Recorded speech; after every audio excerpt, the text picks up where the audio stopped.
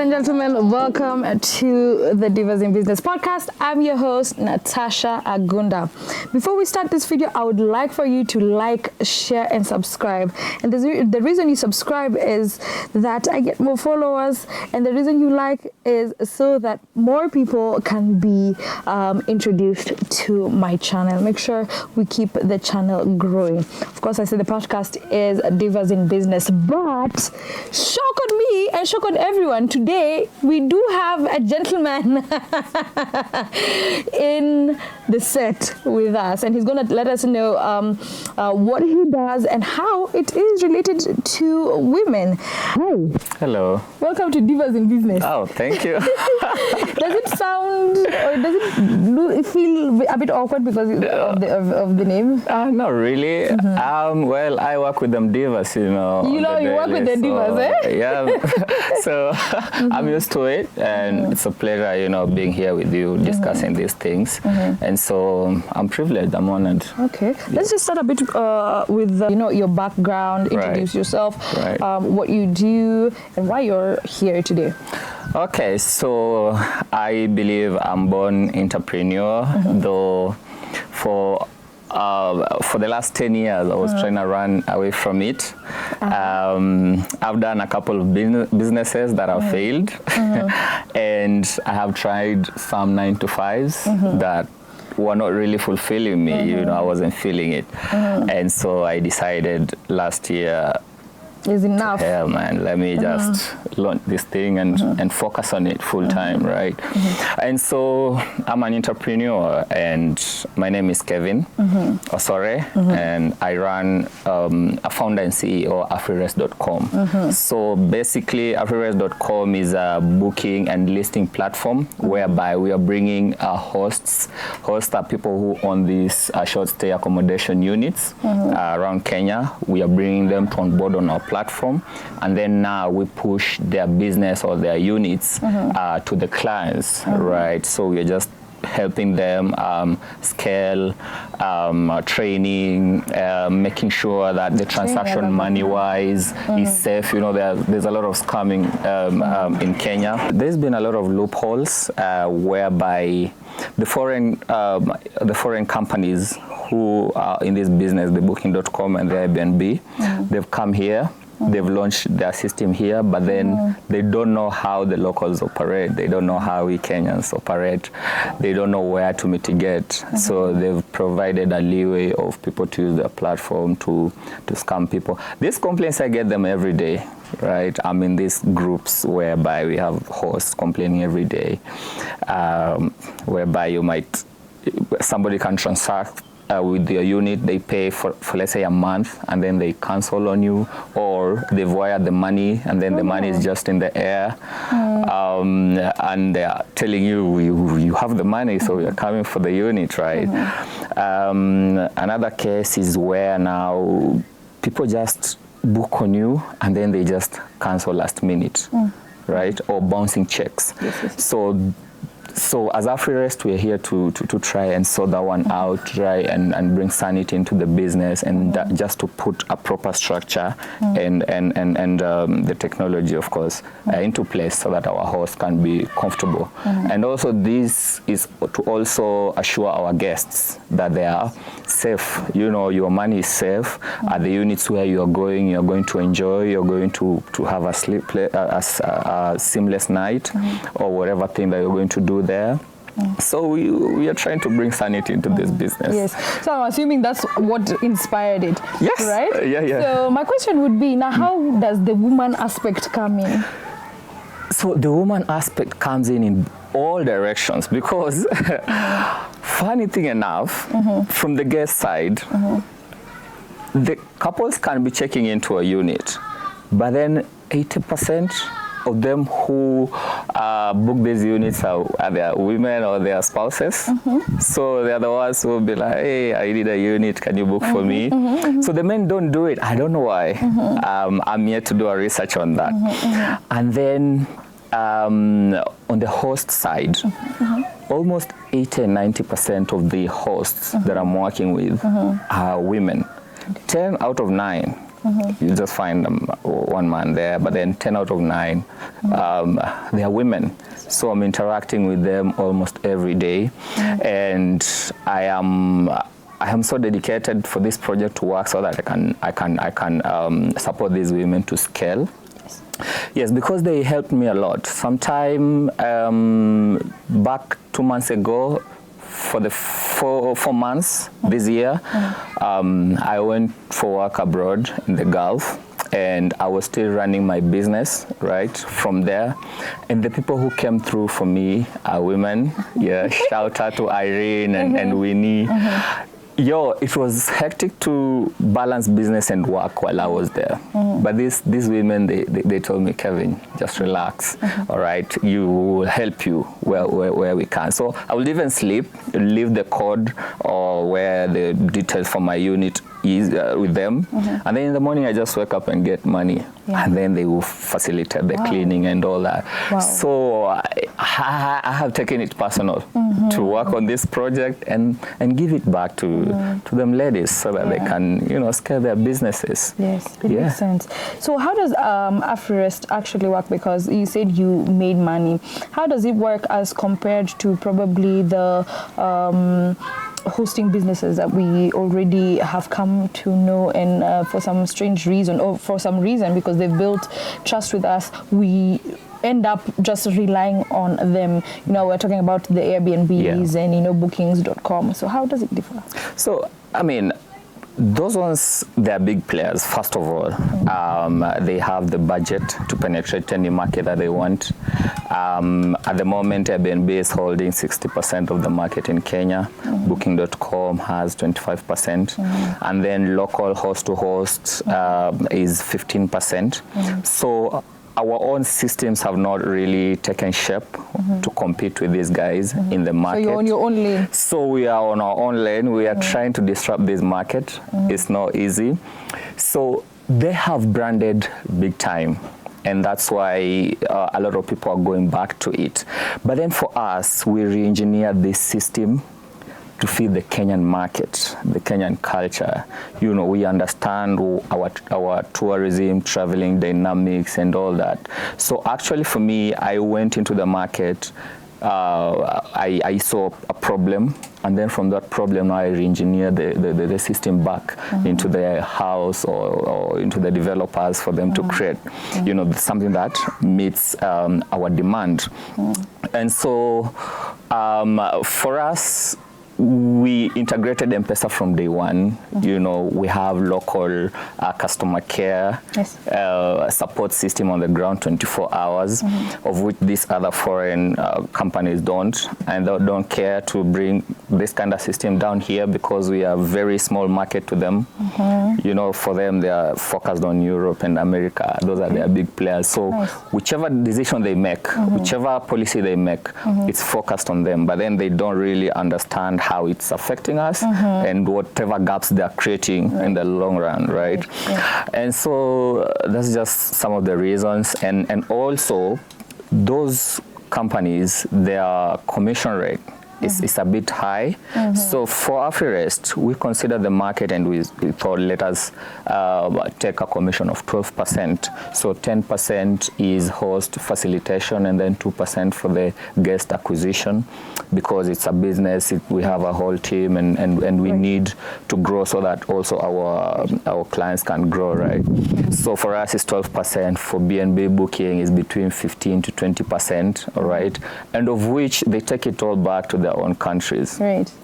Their founders have never, I don't think they've never set foot here in Kenya, and I don't think they will. Because why would they? So they really don't understand what is really going on. They're just trying to make their money. Yeah, they're just trying to make their money. And for me, as CEO and founder of AfriRest has a face, of which is me.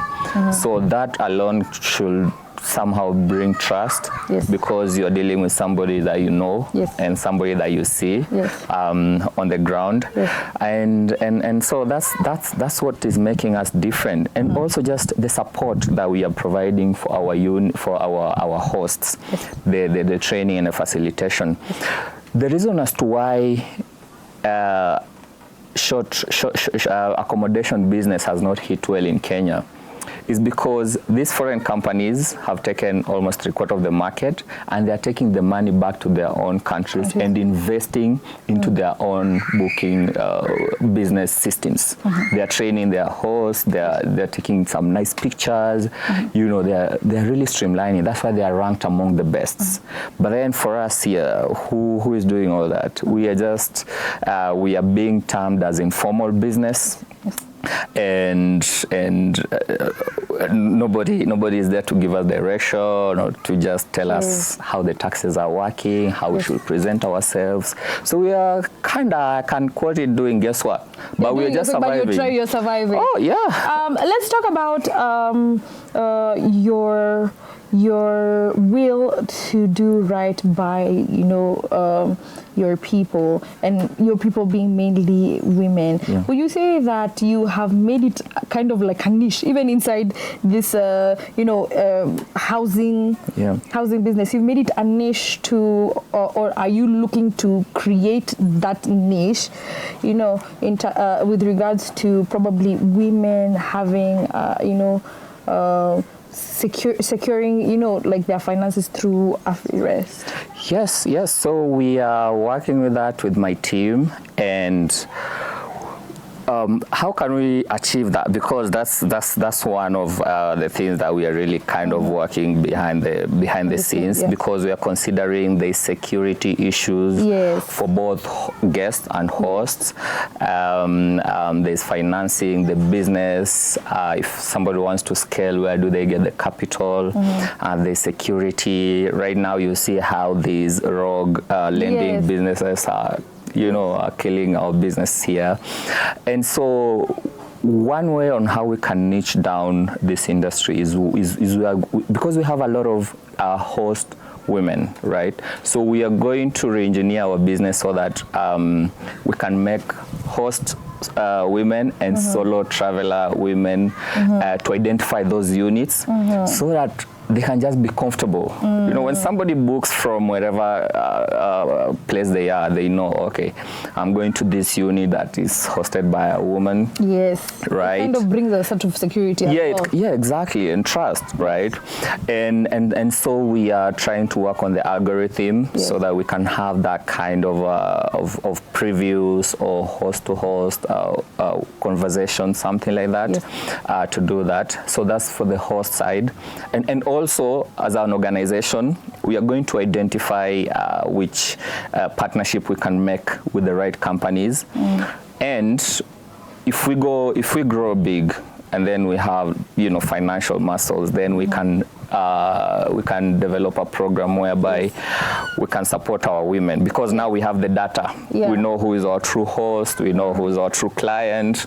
If they want to scale their business, we can help them with the data. With a percentage of, you said how many? 12%. 12% of commission. Which is not bad. Yeah, which is not bad. Why not give back to the society? Because that's the main goal, right? So we can support them on getting new units and funding their businesses. And on the guest part, so of course the guest knows which unit to partake, if they're like solo girl trip or whatever. And then now we are going to partner with Asili Cabs. Asili Cabs is a program whereby they have these women, I don't know how they've structured it, but women can book at some point where it's just them in the cab. They have that kind of program. I'm still doing a research on it. So I'm keen to meeting the CEO of Asili Cabs so that we can partner. So that from guests, whether you're at the airport or you want to be taken to a unit, you know you can use Asili Cabs, which is... That's very nice. Yeah, which is focused on the security of the woman. And then also you're going to meet a woman host. So you won't be stressed along the way, whether you want to book or you want to host. So it's, we are working on those plans. You've talked about Africa. You've talked about, it's like you're saying sisi kwa sisi. Yeah. You've talked about the importance of Africans earning good money and Africans looking up for one another. So my question would be, what makes African hospitality so unique, and how does AfriFest celebrate the culture online, on your spaces? Wow. In Africa, hosting is not just a transactional. Yes. Hosting is family. Yes. All right. Ask any white person around who has come down to Kenya or to Africa and ask them how they've been received. Yes. You know, yes.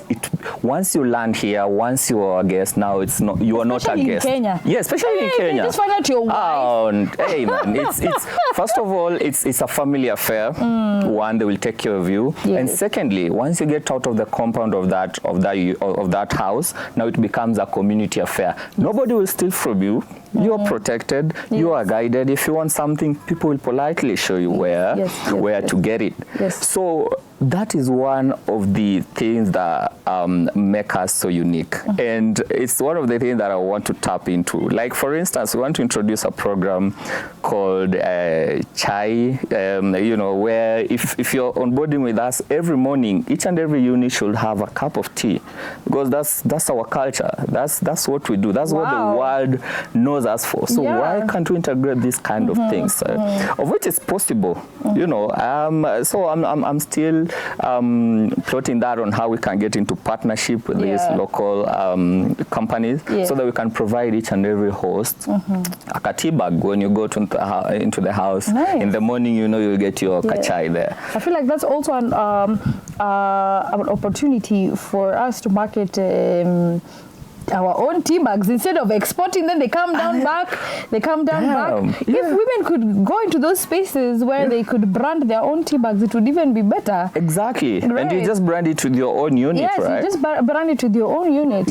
I'm looking forward to that. Thank you. So my question would be now, what are the challenges AfriRest have really gone through or been through since this idea was conceived last year? Hey, we are operating in a very low trust society. Low trust. Yeah, which is actually a very sorry to cut you short. Which is a very valid reason. It is. And I'll say this because there's been so many femicide issues, and maybe you can also speak on that and how you're creating, how you're rebuilding trust again within the women's society. Women are very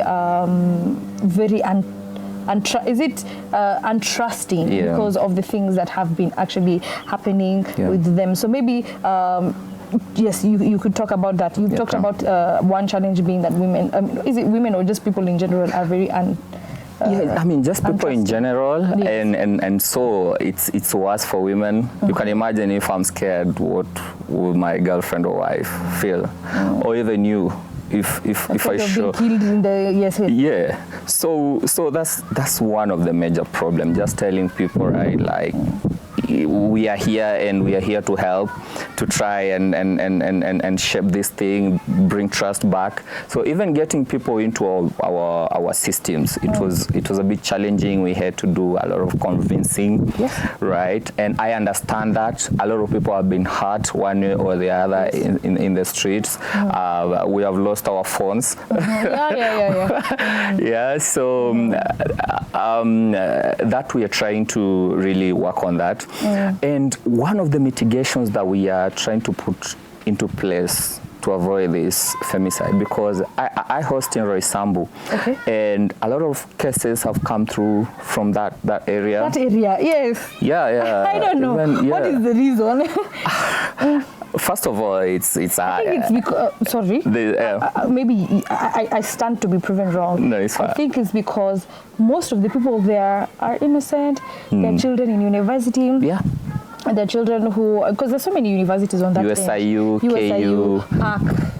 PAC is there. University, KU, JQuad, on and on and on and on. So I feel like the innocence of, of being a young girl comes with those kind of challenges. And especially if they don't get like a good guidance and just advice on how they can do their own social life. So that's one of the reasons actually. we have a lot of young, pretty women who are there. And of course, with the men coming with their dollars from Nigeria, America. Yeah, I know. Somebody shouldn't quote me on that, but it happens. Yes, let us just say it. Yes. Yes, and so it's one of the big challenges, and also it's an area where there is big business. It's well in the middle of town, near town, and so there are a lot of businesses.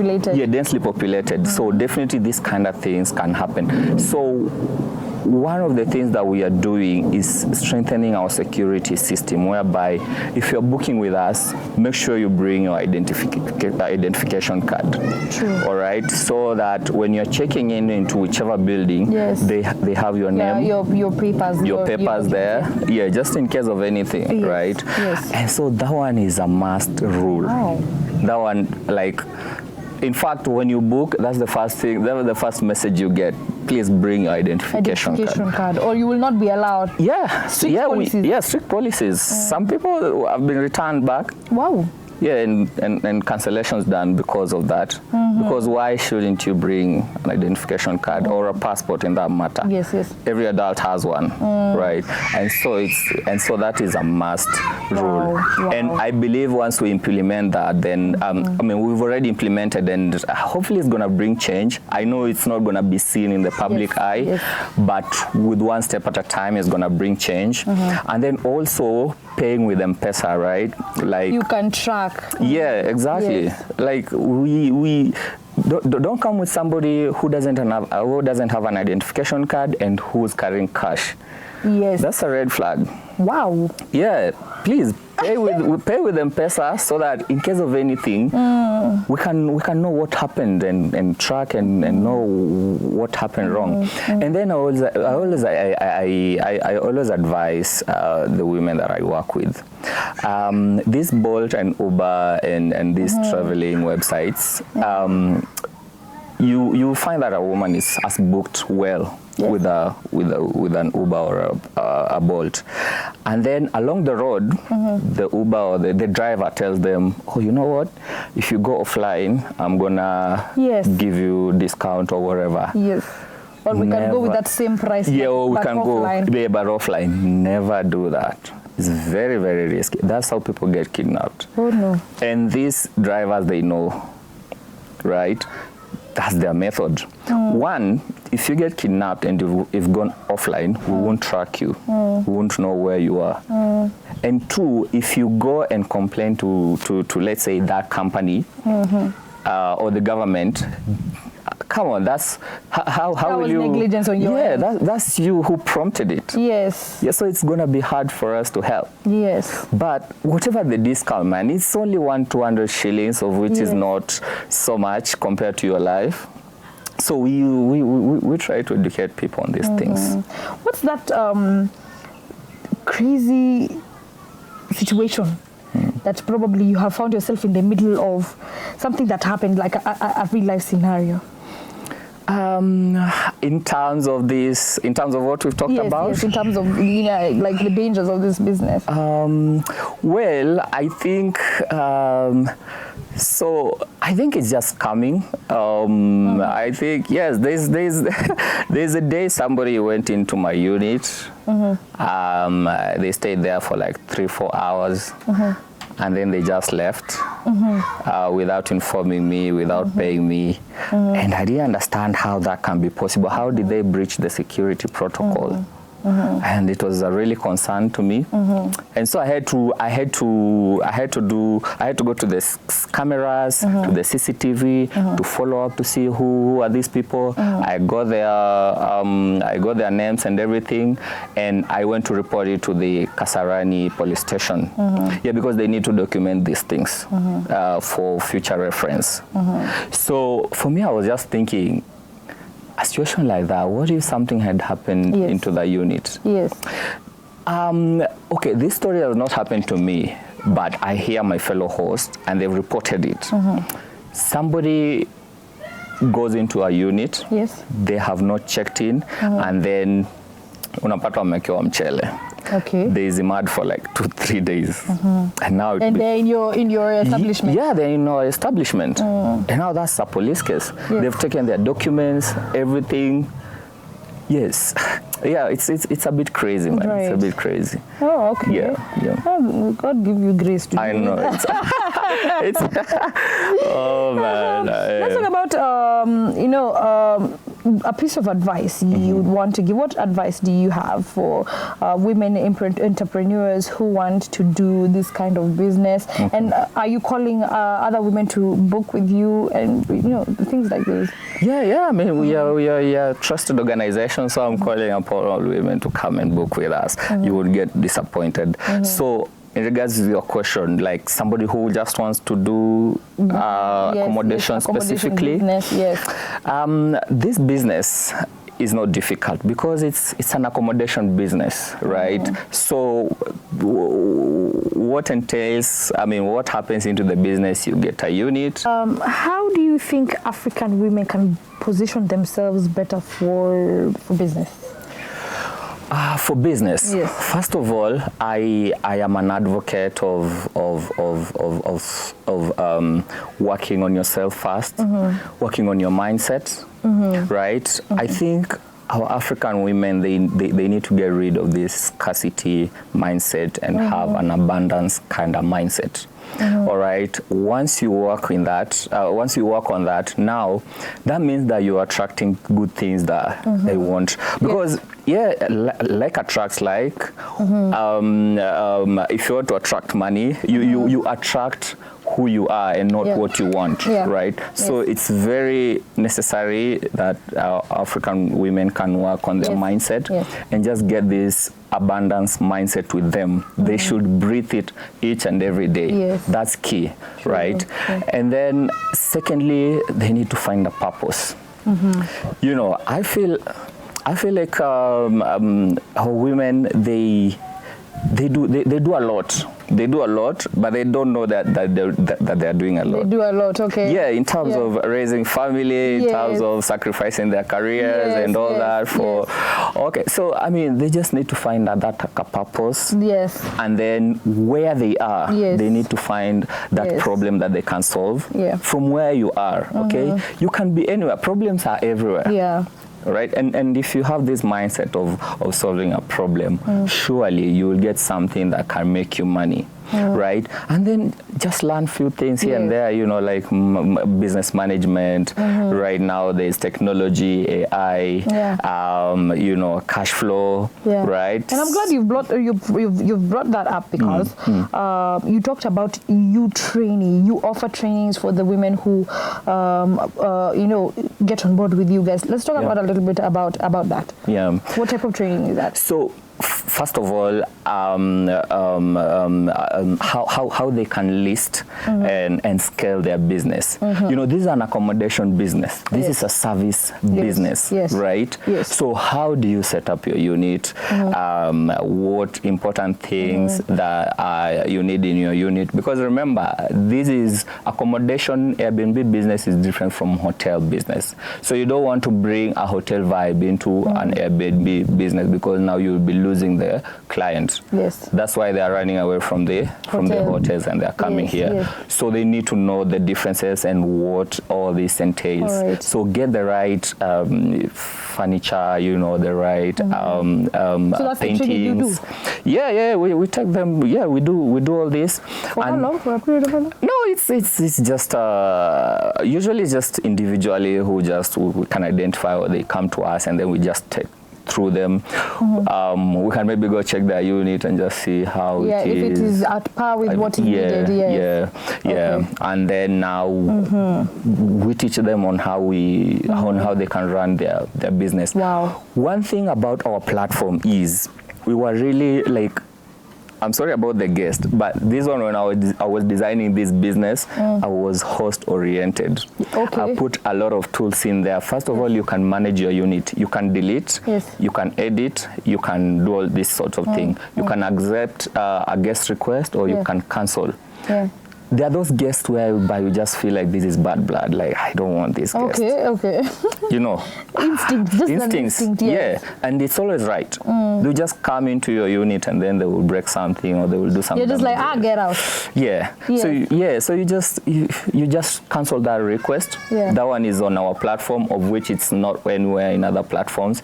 And then there's the analytics space whereby you see your records on how your unit has been selling for the last 2 days, yes. 1 week. Yes, checking your books is okay. It's a very important also. Yes, important. Yes. And also to forecast. It should tell you what November should look like, what December should look like. So you should be preparing, right? Yes, even in terms of finances. Even in terms of finances, So you will know with this forecast. You will know on a bad month, so I need to save more, so that you can cover that bad month. Right. Because business there's ups and downs everywhere, right?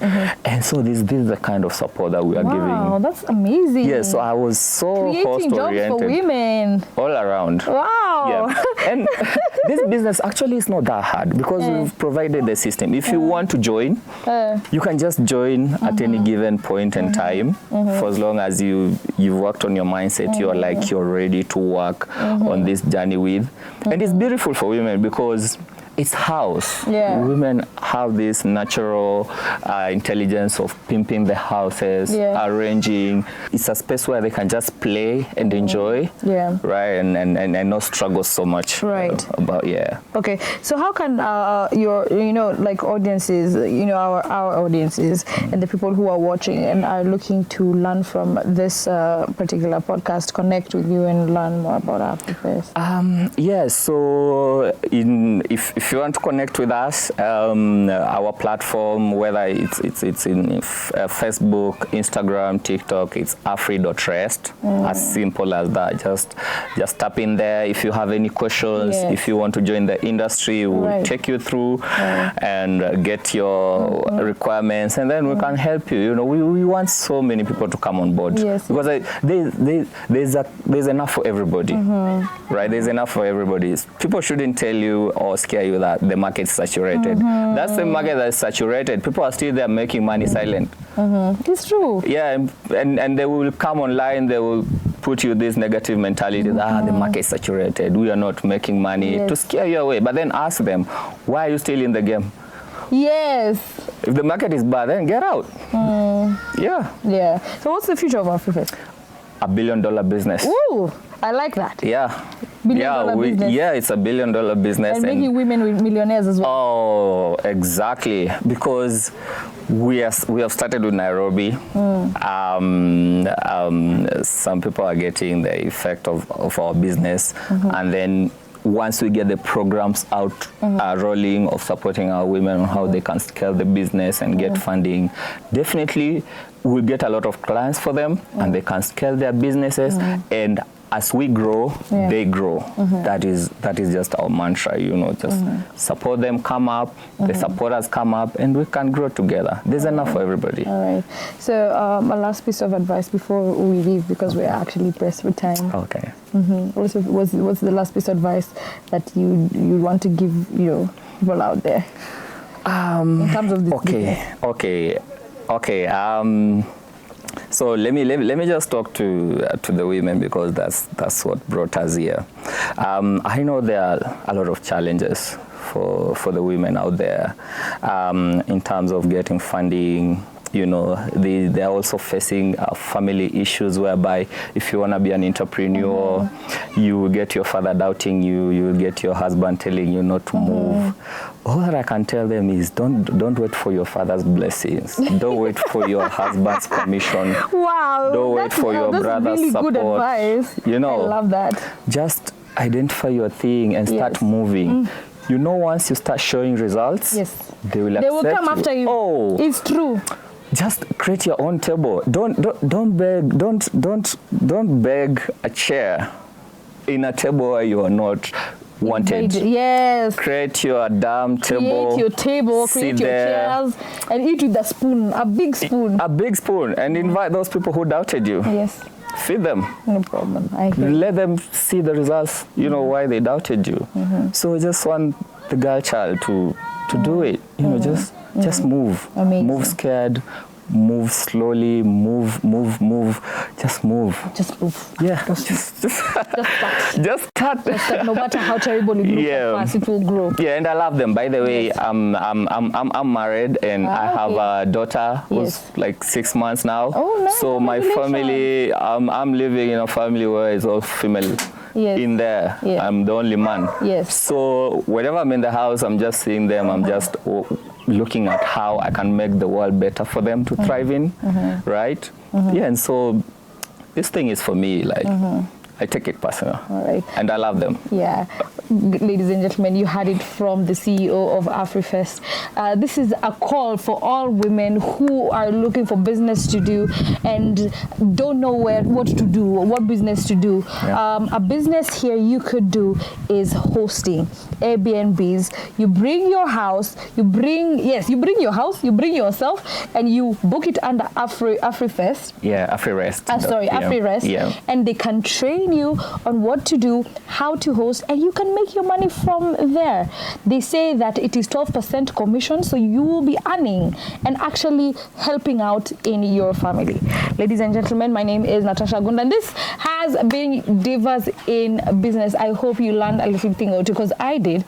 I'm looking into hosting as well. I'm going to talk to him after the show and see what we can do here and there so that we can get that started. You can find me on all my social media platforms, Tamasha. I_am_Tamasha. Don't ask me what the underscores are. That's on period, okay? Just need to subscribe. Tamasha TV KE. Subscribe, like he said. He said. Tamasha TV KE. Subscribe so that we can get to 10,000 followers. 1 million followers. Why Who not? is God? Just start small. That's all. Say start small, then grow from there. Yeah. It has been my pleasure. Maybe you can give them your probably your website or your handle? So my website is just type in afrirest.com. It will bring the thing there. The first one, afrirest.com. We're just one in a million, all right? And then my social media handles are at Kevin Osore, at all platforms. You'll see me there. And if you want to reach me in person, my number is 0728217833. Just holler at me, and I'm all open. I'm all yours to help. All right. See you guys on the next episode, guys. Bye-bye.